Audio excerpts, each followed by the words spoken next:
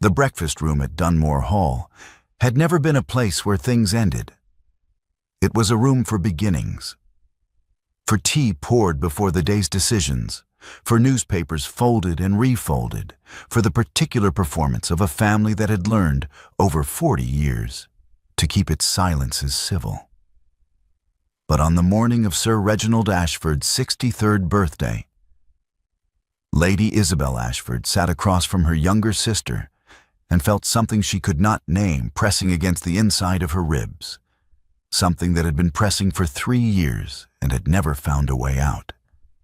The silver was polished. The eggs were good. The china had been brought from the cabinet that only appeared on occasions worth marking. Lydia was beautiful this morning. Deliberately, precisely beautiful. Her hair dressed with care, her gown chosen for its effect. The diamond engagement ring catching the November light every time she reached across the table for the marmalade. Isobel kept her eyes on her toast and her hands on the butter knife, and told herself, as she had told herself on every morning that preceded this one, that the thing pressing against her ribs was not grief. It was not grief. It was simply the particular weight of a choice she had made and would not unmake. Then Lydia said her name. Isobel looked up. Lydia removed the ring. Not quickly, slowly, with the deliberate pace of a woman who had rehearsed the gesture and intended every witness to register it. She reached across the white tablecloth and placed the ring on Isobel's plate, on the eggs. The diamond sat in the congealed yolk like a verdict delivered without a trial. "He loves me now," Lydia said. "Enjoy." Sir Reginald's newspaper lowered 3 inches. The footman near the sideboard stopped breathing. Isobel looked at the ring. She looked at her sister's face, triumphant and poisonous and beautiful in equal measure. And she understood, in the way one understands things that have already happened, that this moment had been coming for months, perhaps longer. "I watched you at my engagement dinner," Lydia said. Her voice was steady, rehearsed. "Your face when he raised his glass. The way you left every room he entered for the rest of that evening. The way he talks about your drainage project as though it were scripture, as though the water table on the eastern boundary were the most compelling subject in England, and the only person who had ever understood it properly was you. I did not find a letter. I did not read your diary. I watched my own sister perform composure for 18 months, and I understood, eventually, what the composure was costing her. You gave him to me, Isobel, like a parcel, like one of your charity cases. You told him my sister admires you greatly, and then you stepped back and arranged your face into something serene, and you watched me bloom on attention that was never meant for me." Isobel's hand was on the butter knife. She set it down with care. Under the tablecloth, her hands found each other and gripped. "Not here, Lydia." "Why not here?" Lydia's voice did not rise. That was the cruelest part. It did not rise. "Father is here. The servants are here. Everyone who has watched you dismantle yourself piece by piece for 20 years in service of this family can hear it now. You prescribed Adrian Prescott like medicine. You decided I was broken, and you found the remedy and administered it without asking whether I wanted to be treated. And now he loves me. And you sit across this table every morning with your toast and your accounts and your fury.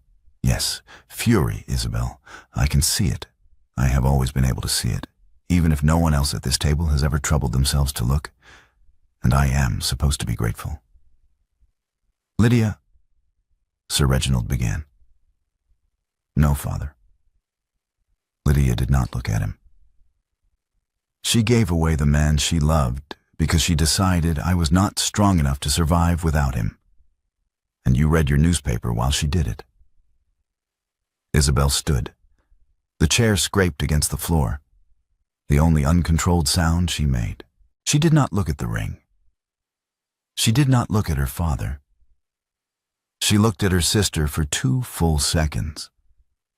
And then she walked out of the breakfast room, through the entrance hall, and out through the front door of Dunmore Hall into the November morning without a coat. The cold arrived immediately. The particular cold of a morning that had not yet decided whether to produce frost or rain, that held both possibilities in the air like a threat. Isobel's breath was visible. Her hands were clasped so tightly that the knuckles had gone white, and she did not release them. She walked down the drive without looking back. Behind her, Sir Reginald Ashford looked at the engagement ring sitting in the yoke on his elder daughter's abandoned plate. He looked at the empty chair. He looked at his younger daughter, who was still sitting with the particular stillness of a woman who has done what she came to do, and is not certain, now that it is done, whether the doing of it has made anything better. That, Sir Reginald said to no one in particular, is the cruelest thing I have seen at this table, and I have been sitting here for 40 years. Isobel reached the Dower cottage in 11 minutes. She did not weep. She sat at the narrow desk by the window that faced the kitchen garden, and she pulled paper toward her, and she wrote. The first letter went to Mrs. Garner at the linen workshop. The November order was confirmed. The Hatherley estate inquiry should be recorded in the order book pending formal placement, and Isobel would visit the workshop on Thursday to inspect the current bolt. The second letter went to Reverend Collis regarding the school funds. The quarterly allocation had been calculated, the figures were attached, and she would attend the parish meeting on the 14th as previously arranged. The third letter went to Mr. Harding, the trust's solicitor, requesting confirmation of the charter's founding provisions, specifically the clause governing board membership, and the irrevocability of the founder's seat. She noticed, when she set down the pen after the third letter, that her handwriting was heavier than usual. The strokes pressed deeper into the paper than they needed to. She looked at this for a moment. She did not correct it. She folded the letters, sealed them, and set them at the edge of the desk for the afternoon post. Then she opened the trust accounts and began to read. Not to look for errors. There were no errors. She had checked them the previous week. She read them because the numbers were real. April. Mrs. Alcott, school fees, 2 daughters. May, almshouse repairs, east wall. June, Mrs. Price, linen commission, quarterly. July, Reverend Collis, schoolroom materials. The names went on. 14 women whose circumstances she knew as well as she knew her own. 30 children in the schools. 3 years of quarterly entries, every shilling allocated, nothing wasted. She had built this while the sacrifice was in motion. She had built it in the hours she would otherwise have spent in a different kind of life. And she had not, until this morning, understood that what she had built was not waiting and was not consolation. It was simply what she had made. She was still reading when the knock came. She knew before she opened the door. She had known, she supposed, that he would come, that the breakfast would reach him before noon, and that Adrian Prescott, Viscount Hatherley, was not a man who received news of that magnitude and did nothing with it. She opened the door but did not step back from the frame. He was standing on the step. He had come on horseback and not changed his coat, which meant he had left Hatherley within the hour. His hat was in his hand. He looked at her the way he had looked at drainage surveys in the summer she was 22, with the particular attention of a man who is trying to understand a problem he has not yet fully mapped. "Did you give me to her?" he asked. No preamble, no apology for the intrusion. She had always respected that about him, and she respected it now, even though the question arrived like a stone through glass. I told you to court her, Isobel said. That is not what I asked. She met his eyes steadily. Yes, I gave you to her. He was quiet for a moment. His hand rose to the doorframe, not reaching for her, but bracing, as though he needed something solid while the ground reorganized itself beneath him. Her hand was on the door edge.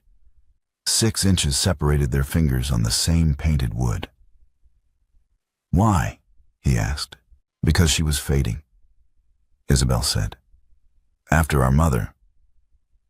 Lydia stopped eating, stopped leaving her room. I could not watch her fade. I needed to stop it. And you decided I was the remedy. I decided your attention would restore her. I was right. It did. You could have told me the truth, he said. You could have said, Isobel, I would have. You would have what? She kept her voice level. She had had 3 years to prepare for this conversation, and she was not going to lose it now. Refused. Chosen me while my sister starved herself. I did not give you that choice, because I could not bear what either answer would cost. If you had refused, Lydia might not have recovered. If you had chosen me, I would have spent the rest of my life knowing what my choosing had cost her. There was no version of the truth I could have told you that would have left us all intact. So you decided, he said. Alone. Her voice was quiet.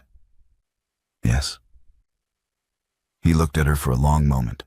He began another sentence. She could see it forming, something longer, something that might have said more. And she closed the door. Not a slam. A deliberate click, the latch settling into place with a sound that was almost quiet.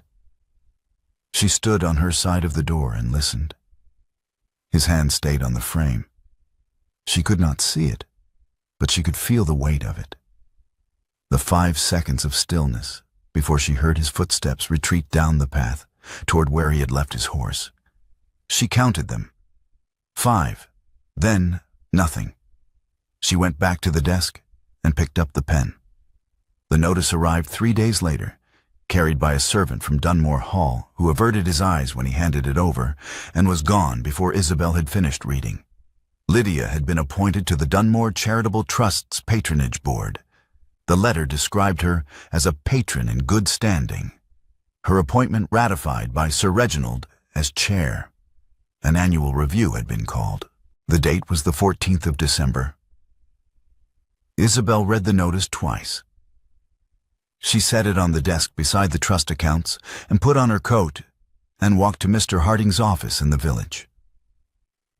Harding was a small, precise man who had served as the trust's solicitor since its founding. He received her without appointment and without apparent surprise, which suggested the notice had not been entirely unexpected in certain quarters. The charter? Isobel said. He opened the document without being asked. He was already on the relevant page. Section 4, he said, and read aloud. The founder of the trust shall retain an irrevocable seat on the patronage board, regardless of circumstance, residence, or subsequent appointment of additional members, for the duration of the trust's operation. Irrevocable, he repeated, looking up at her over his spectacles. It is a strong word. I chose it deliberately when you dictated the charter. I remember, Isobel said. I will be present at the review. I expected nothing less, Harding said. She returned to the dower cottage and opened the trust accounts again. Not to read them this time, but to prepare them. She pulled the quarterly reports, the allocation sheets, the correspondence with Mrs. Garner and Reverend Collis, the school attendance records. She began organizing them into a presentation that could be placed before a board and read without her commentary. Every figure clear, every name attached to its circumstances, every shilling accounted for. She worked until the candle guttered. She did not notice when it did. Mrs. Garner met her at the workshop door on Thursday with the expression of a woman who has been carrying news she does not want to deliver and has run out of time to delay. "Word has reached us," Mrs. Garner said. She was a broad-shouldered woman of 50, with hands that showed the work of 20 years at a loom and eyes that showed the work of raising 4 children without a husband. "About the review. About the possibility of redirection." She paused. "My lady, I need to ask you plainly. Will the 14 women in that workshop have work next month?" Her answer came without hesitation. "Yes." "And the month after?" "Come inside," Isobel said. "Show me the current bolt." The workshop was warm and smelled of raw linen and the particular dry heat of machinery in motion. 6 looms were running. Isobel walked the length of the room, stopping at each station, examining the work, asking questions about thread tension and order specifications that she already knew the answers to. Because asking them reminded the women at the looms that she knew the answers, that she had always known, that this was not a charitable patron touring her donation, but the person who had negotiated the first order and would negotiate the next one. She was examining the finished bolt at the far end of the room, 12 yards of natural linen, tight weave, destined for the Cavendish household. When the workshop door opened and admitted Adrian Prescott, along with a gust of cold air and the first drops of rain, he stopped when he saw her. He recovered quickly, because he was a man who recovered quickly from surprises. She had noticed this about him in the summer they argued about water tables, and she noticed it again now. "Miss Isobel," he said, "I did not expect to find you here." "I visit the workshop every Thursday," she said. "You are here about the Hatherley linen order." He produced a folded paper from his coat. "The measurements for the dining table. 12 yards, I believe." Before she could respond, the rain arrived in earnest. A sudden November downpour that struck the workshop roof with a sound like applause. Adrian looked at the bolt of finished linen on the table beside her, looked at his coat, and removed it. He draped it over the bolt, covering her work before she had time to step back. Isobel looked at the coat. She looked at him. "You covered the linen," she said. "Not me." "The linen would have been ruined if the roof leaked," he said. "You would not have been. But the order mattered, and the linen is worth 12 shillings, and you—" He stopped. He tried again. "The linen needed covering. You did not." "That is a very practical explanation," Isobel said. "I am a practical man." She looked at his coat over the bolt of finished cloth. Something moved in her face that was not quite a smile, but occupied the same territory. "Mrs. Garner," she said, without looking away from the linen, "please record the Hatherley inquiry in the order book. We will confirm the measurements and send a formal response by Friday." Mrs. Garner said she would, and found something to attend to at the far end of the workshop. Adrian collected his coat from the bolt when the rain eased. He did not press anything further. He folded the order paper back into his pocket and left without asking for anything he had not come to ask for. Isobel stood in the workshop for a long moment after the door closed, looking at the place where his coat had been. And then she turned back to the linen and ran her thumb along the weave to check for irregularities. There were none. She had been carrying the wrong story for 3 years. She understood this in Bowen's office on a Tuesday afternoon, sitting across the desk from the family steward while he kept his eyes on the blotter and told her the truth with the quiet efficiency of a man who has been waiting for this conversation and is not going to make it easier than it needs to be. "You told me she needed purpose," Isobel said. "You told me that without something to live for, she would not recover. Those were your words."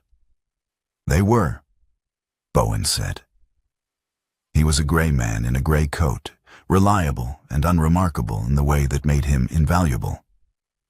I told you your sister needed purpose. I meant occupation. Parish work, perhaps, needlework, visiting the tenants. Something to organize her days around. That was not grief. You said purpose. I did not say a man. He looked up then, not with apology, with the particular directness of someone who has decided that kindness, in this moment, would be a disservice. I said purpose, my lady. You heard prescription. The decision to give her your intended, that was yours. I did not prescribe it. I would not have prescribed it. It seemed to me an extraordinary response to a reasonable suggestion. The room was very quiet. The clock on the mantelpiece counted seconds. Isabel's voice was measured. I see. She stood, thanked him, and left. She walked back to the dower cottage and sat on the garden bench with the trust ledger in her hands, because she had been carrying it everywhere that week. And she gripped the bench edge with her free hand. And she sat with what Bowen had told her until the cold of the wood came through her glove. She heard footsteps on the garden path and did not look up. Adrian sat down beside her without asking whether he was welcome. He had come from Dunmore Hall. She could tell from the direction he had arrived from. He looked at the ledger in her hands, and then he reached across and took it from her, not roughly, just steadily, the way you take something from someone who has been holding it too tightly for too long. He opened it. He found the first page of entries, and he read aloud. April, Mrs. Alcott. School fees, 2 daughters. His voice was quiet and even, giving each line the weight of a recorded fact. May almshouse, east wall repair. June, Mrs. Price. Linen commission, quarterly. He turned the page. July, Reverend Collis. Schoolroom materials, August. Mrs. Harlow, apprenticeship bond. He read on. He did not editorialize. He did not tell her what the entries meant. He simply gave her own work back to her in his voice, line by line, until she heard what she had built. Her grip on the bench loosened. He closed the ledger when he reached the last entry. He set it in her lap. His hand rested on the cover for 3 seconds, on top of her work, not on top of her. And then he withdrew it. Bowen told you, she said. I asked him myself, he said, 2 days ago. She looked at the garden. The November beds were empty, the soil turned and waiting. He told me the same thing he told you, Adrian said. That he suggested occupation, that the rest was your decision. She said simply, yes. I have spoken with your father as well, he said, and with Lydia. She looked at him then. Your father said something I think you should hear, Adrian said. He said, one daughter built an institution that employs 14 women and educates 30 children. The other wore a ring at breakfast like a weapon. He said he has been a fool about many things, but that he can count. Isabel was quiet for a moment. My father has been counting from behind his newspaper for 20 years, she said. He has never once intervened. He is intervening now. He told me to come here. And you do what fathers tell you? I did what you told me 3 years ago, Adrian said. I am trying to learn better judgment. Something shifted in the air between them, not resolved, not even close to resolved, but acknowledged. He stood, retrieved his hat from where he had set it on the bench beside him, and walked back down the garden path. Isabel opened the ledger again. She looked at the entries in her own handwriting. She read them as he had read them, silently, without his voice to give them weight. They held their weight anyway. The news from Lady Cavendish arrived in the form of a withdrawn dinner invitation, delivered by a footman who was young enough to be embarrassed by the errand. The card was brief. The regrets were politely worded. The meaning was not obscure. Isobel held the card for a moment and then set it on the desk. She understood what it meant for the board meeting. If she could not be seen with Adrian publicly without confirming Lydia's account of the courtship, she would have to walk into that boardroom alone, carrying 3 years of accounts and no ally visible in the room. The accusation Lydia had given Lady Cavendish was half true, which made it more effective than a lie would have been. Half-true accusations require no evidence. They only require that someone who is already uncertain decide to err on the side of caution. She sent a note to Adrian, brief, practical. She told him she had received the Cavendish withdrawal and that he would understand its implications for the board meeting. She told him she did not need him to solve it. She told him she needed the 1823 parish allocation figures by Thursday evening. He arrived at the Dower cottage that night at 9 o'clock with the parish records under his arm. She was at the desk when he knocked. The trust accounts spread across every available surface. Her defense organized into sections she could place before the board in sequence. She let him in. He sat down on the opposite side of the narrow desk without ceremony and opened the parish records to the relevant year. "Third column," she said. "I see it," he said. They worked. She passed pages. He found entries. He pointed at a figure. She cross-referenced it against the trust's quarterly report. Their hands moved across the same ledger, overlapping at the margins when they were both pointing at the same column, neither of them acknowledging it, because the work was what mattered, and the work was what they were both good at.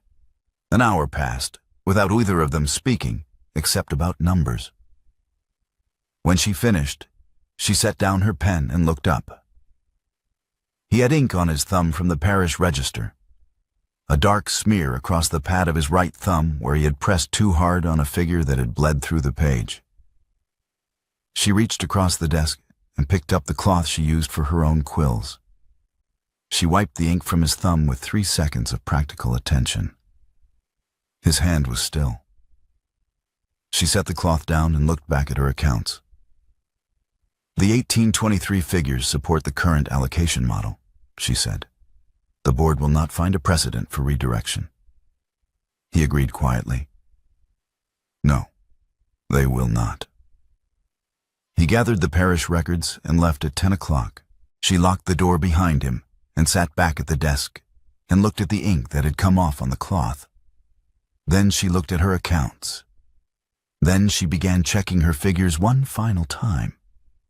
Lydia found her in the corridor outside the boardroom at 9:30 the following morning. The corridor was narrow and cold, and Lydia was wearing green, a deliberate choice. The green she knew suited her best. She had the composed look of a woman who has prepared for a confrontation and has decided to conduct it on her own terms, rather than wait for it to arrive unexpectedly. "I want to say something before we go in," Lydia said. "Then say it," Isobel said. "You gave him to me like I was a charity case." Lydia's voice was even. She had moved past the heat of the breakfast table into something colder and more considered. "Like your workshop widows. Like something that needed to be managed and provided for and organized into recovery. You did not love me. You administered me. You decided what I needed without asking what I wanted. And then you handed me a man and watched to see whether the prescription worked. I was not a person to you. I was a problem you solved." Isobel looked at her sister. The trust charter was in her hand. She had been holding it since she left the Dower cottage. "You are right," she said. Lydia had been prepared for several responses. This was not among them. "I decided you needed saving," Isobel continued, "without asking whether you did. I looked at you in your room after Mother died and I saw someone fading. And I went to the person I trusted most to make something better, and I pointed him at you like a solution. I did not ask what you wanted. I did not tell you what I was doing. I did not give either of you the choice. That was wrong. And I am sorry, not for wanting you to recover, but for deciding alone that I knew the terms on which you needed to do it. Lydia was still. I was not dying, she said finally. I thought you were, Isobel said. You were wrong. Her voice did not waver. Yes, I was. They stood in the corridor for a moment. The sounds of the board assembling reached them from behind the closed door. Chairs, papers, Sir Reginald's voice giving some instruction to Harding. Lydia looked at the charter in Isobel's hand. She looked at her sister's face. Then she opened the boardroom door and went in.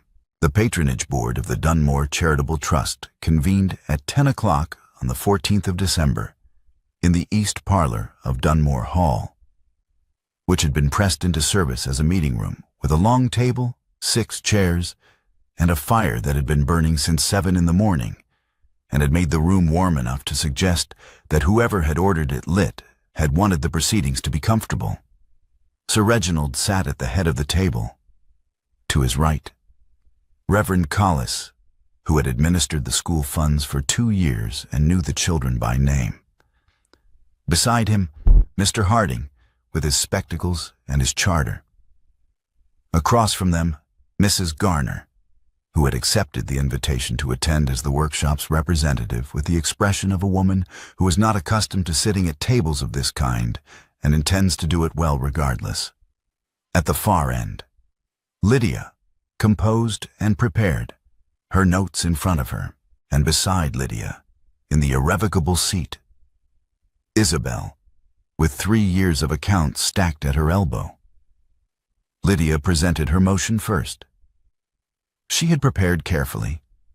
Her argument was framed around efficiency, the consolidation of charitable resources, the advantages of directing funds to an established London institution with broader reach. The question of whether a county-level trust represented the best use of the Ashford family's patronage capacity. She spoke for 8 minutes. She did not raise her voice. She did not look at Isobel. When Lydia finished, Sir Reginald looked down the table. Isobel. Isobel stood. She did not argue the motion on its merits. She did not address efficiency or consolidation or the relative virtues of London institutions. She looked at the board, and she spoke from the ground. 3 years ago, she said, I walked into every tenant cottage on this estate, and I asked what they needed. I did not ask what they deserved or what was available or what a family in our position might reasonably be expected to provide. I asked what they needed. Mrs. Garner needed work after her husband died of the lung fever in February of that year. She had 4 children and a loom and no orders. Mrs. Alcott needed school fees for 2 daughters who were clever enough to go further than their circumstances would otherwise allow. Mrs. Price needed a linen commission to keep the cottage her husband had built with his own hands. I wrote down what they told me. I built the trust around what they told me. I did not build it because I had nothing else to do. I built it because 14 women in this parish had no one else who asked. She placed the accounts on the table. 3 years of quarterly reports, every allocation sheet, every correspondence, every shilling, every figure is there, she said. Every name, every allocation, every quarterly report submitted on time, without deficit, without error. This trust is not a family indulgence. It is an institution with employees and beneficiaries and legal obligations. And it will not be redirected because one member of this board is angry at me for reasons that have nothing to do with linen. This is personal, Lydia said. Everything you have done since the morning of my father's birthday has been personal, Isobel said. She kept her voice level. She had redirected fury into work for 3 years, and she was not going to stop now. You placed your ring on my plate because you had watched me for months and concluded, correctly, that I had directed Adrian toward you. You were right. I did direct him. I did it because I believed you were fading, and I decided, alone, without asking you, without asking him, that his attention was the only thing that could save you. I was wrong. Not wrong to want to save you. Wrong to believe you could not save yourself. I treated you as I treat the women in that workshop, as someone who needed managing. You have every right to be furious. But you do not have the right to destroy 14 women's livelihoods, because your fury needs somewhere to go. The room was very quiet. Isobel looked at the board, at Reverend Collis, who had attended the school's first term and watched 30 children learn to read, at Mrs. Garner, who had 6 looms running and 14 women depending on the orders those looms fulfilled, at Mr. Harding, who had written the word irrevocable into the charter at Isobel's instruction and had never once suggested it might prove inconvenient. I am not asking this board to choose between sisters, she said. I am asking you to read the accounts. 3 years, no deficit, 14 employed, 30 children in school. If those numbers justify redirection, redirect. If they do not, then this motion is not about efficiency. It is about punishment. And I trust this board to know the difference. She sat down. Sir Reginald read the accounts.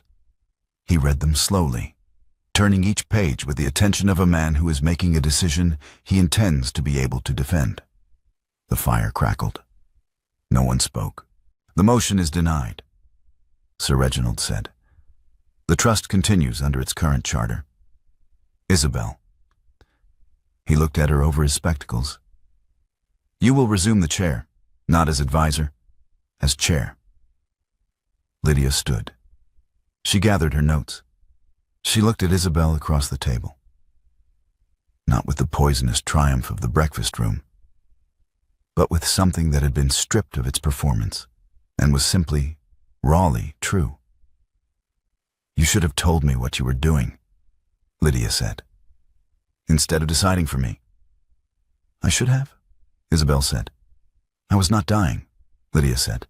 I thought you were, Isobel said. Lydia held her gaze. You were wrong.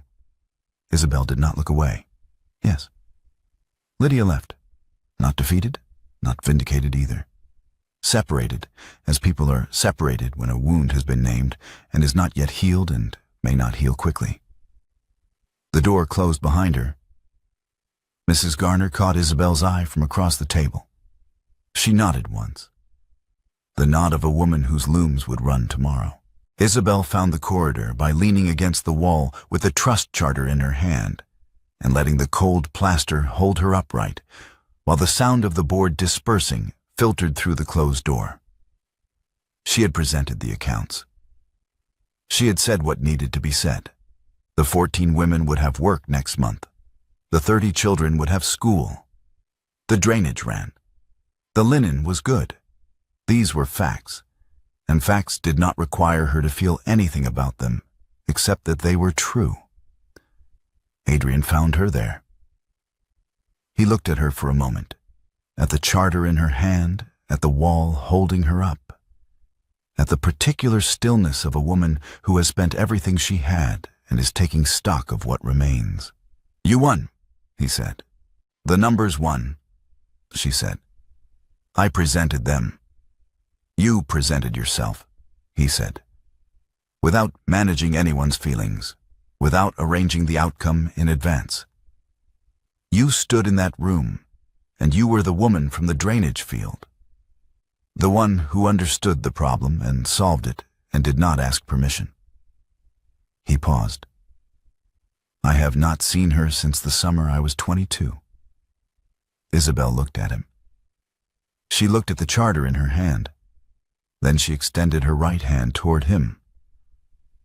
The formal gesture, as though they were meeting for the first time, as though 3 years had not passed, and a ring had not sat in congealed yolk, and a door had not been closed with a deliberate click. He took her hand. She did not shake it. She pulled, one steady pull that closed the distance between them. He followed the pull without hesitation. She kissed him with their clasped hands still between them. The charter pressed between their palms, and the corridor was cold and quiet and entirely empty of anyone who needed managing. When they parted, their hands were still joined. "That was not a handshake," he said. "No," she said. "It was a renegotiation." That evening at the Dower cottage, Adrian sat across the narrow desk from Isobel while she opened the trust accounts one final time to enter the board's decision in the record. He watched her write. The candle was good. The room was warm. "You did not mention me," he said. "In the boardroom. Not once." "The boardroom was not about you," she said, without looking up from the accounts. "That is why you are here now and not there." He absorbed this. "Lydia broke the engagement," he said. "She told me this afternoon. She said she could not marry a man who had been handed to her. She called it," he paused. "She called herself Isabel's gift." "She's not wrong," Isobel said. He set his hands flat on the desk. "I need to ask you something, and I need you to answer it honestly. Did you love me? That summer, the boundary walks, the water table arguments." She set down the pen. She looked at him.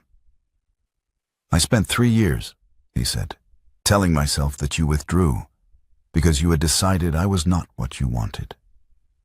That the summer had been pleasant, but not significant. That I had misread everything. I need you to tell me whether I let myself believe a lie you constructed or a lie I built myself." "I loved you," she said.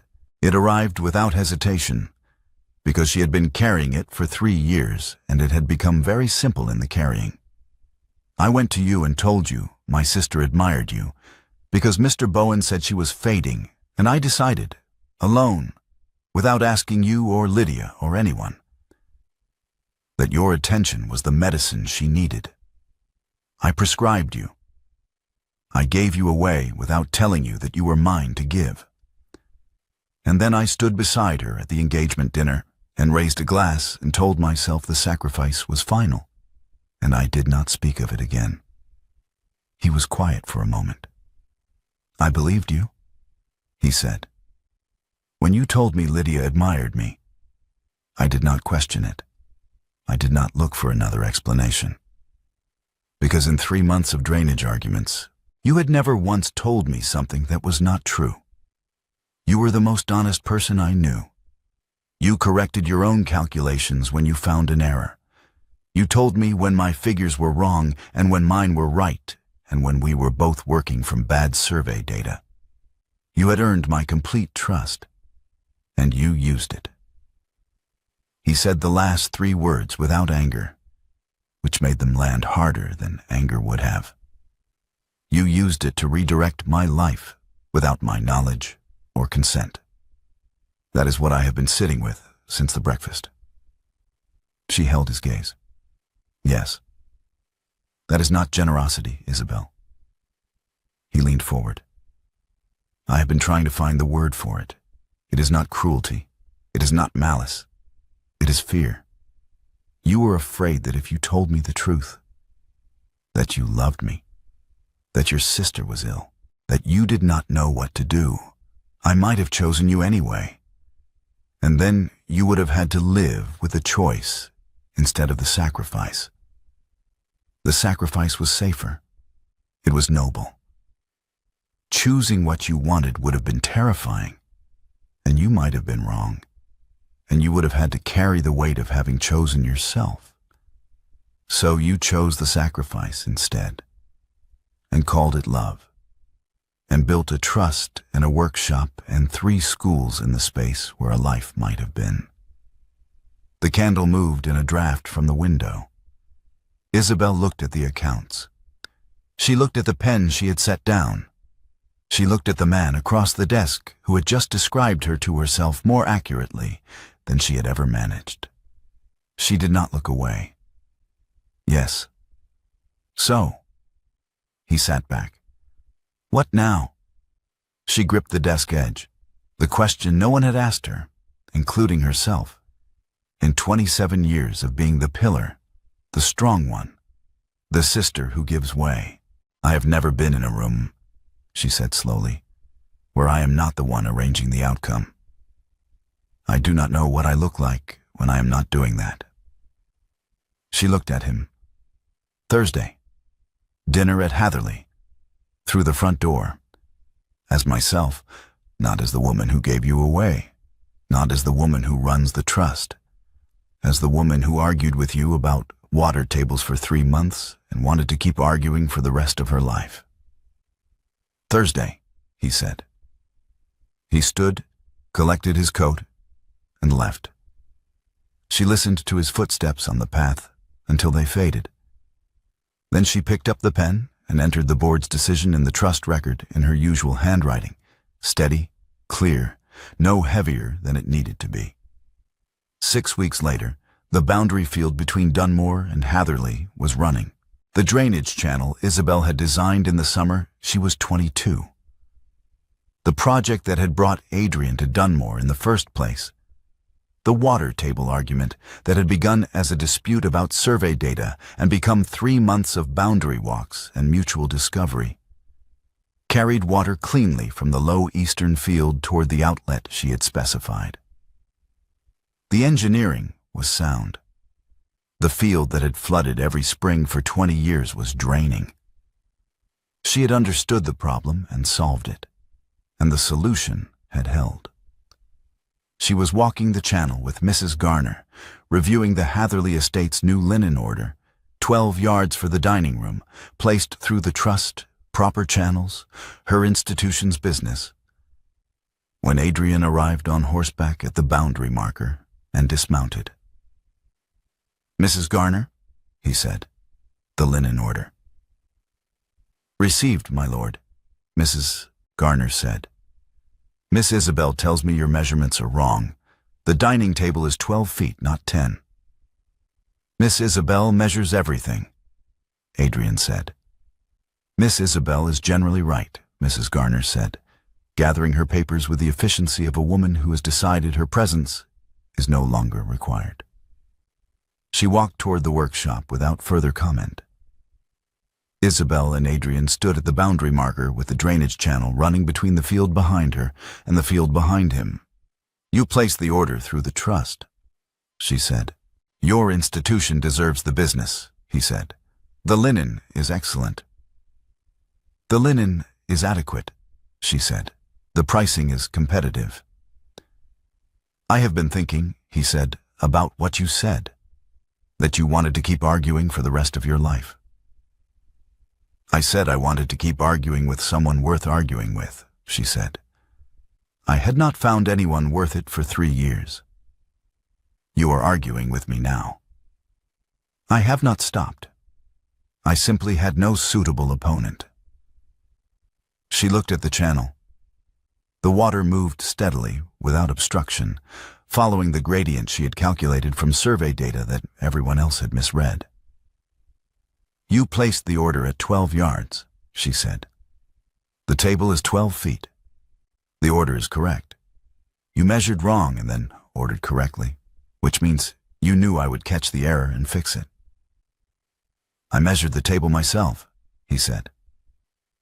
Stop measuring your own dining table, she said. Let me do it. He reached across the fence. He took her hand. The hand that had signed the trust charter, that had written the accounts, that had pointed at a funding motion and said no, that had pulled him down a corridor into a renegotiation he had not seen coming. His fingers closed around hers. I believed everything you told me for 3 years, he said. I am asking you to tell me something true now. She looked at the channel. She looked at the boundary line running between their feet, Dunmore on one side, Hatherley on the other. She looked at their joined hands across the fence. "I miss the arguments," she said. "Every day. Not the drainage walks themselves. I had other work to replace those. The arguments specifically. The way you listen when you disagree. The way you correct your own position mid-sentence when you realize I am right. No one else does that.